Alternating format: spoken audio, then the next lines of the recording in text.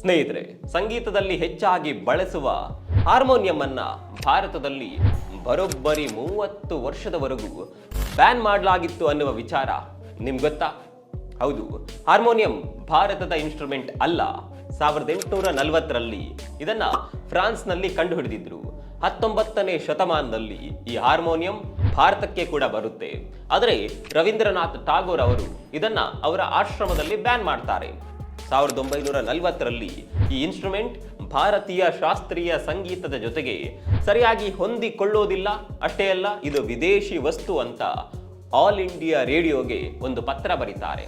ಆಗಿನ ಕಾಲದಲ್ಲಿ ಸ್ವದೇಶಿ ಅಭಿಯಾನ ನಡೀತಾ ಇದ್ದಿದ್ದು ನಿಮಗೆಲ್ಲ ಗೊತ್ತಿರಬಹುದು. ಈ ಪತ್ರವನ್ನ ನೋಡಿದಂತಹ ನೆಹರು ಕೂಡ ಇದರ ಜೊತೆ ಸೇರಿಕೊಂಡು ಹಾರ್ಮೋನಿಯಂ ಅನ್ನ ಅನ್ ಇಂಡಿಯನ್ ಅಥವಾ ಸ್ವದೇಶಿ ಅಲ್ಲ ಅಂತ ಹೇಳಿ ಬ್ಯಾನ್ ಮಾಡ್ತಾರೆ. ಹೀಗೆ ಸ್ವಾತಂತ್ರ್ಯಕ್ಕಿಂತ ಮೊದಲು ನಿಷೇಧಕ್ಕೊಳಗಾದ ಹಾರ್ಮೋನಿಯಂ 1971ರವರೆಗೂ ಬ್ಯಾನ್ ಆಗಿಯೇ ಇತ್ತು. ಮುಂದೆ ಹಾರ್ಮೋನಿಯಂಗೆ ಹಿಂದಿ ಹೆಸರನ್ನ ಇಟ್ಟು ಸುಧಾರ್ಪಣಂ ಅಥವಾ ಸುರ್ಮನೋರ್ ಅಂತೆಲ್ಲ ಹೆಸರನ್ನ ಬದಲಾಯಿಸಿ ಬಳಕೆ ಮಾಡೋದಕ್ಕೆ ಶುರು ಮಾಡಿದ್ರು.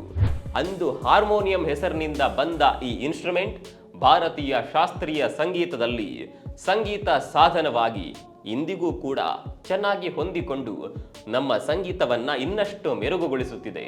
ವಿಡಿಯೋ ಇಷ್ಟ ಆಗಿದ್ರೆ ಶೇರ್ ಮಾಡಿ, ಪೇಜನ್ನು ಫಾಲೋ ಮಾಡೋದಕ್ಕೆ ಮರಿಬೇಡಿ.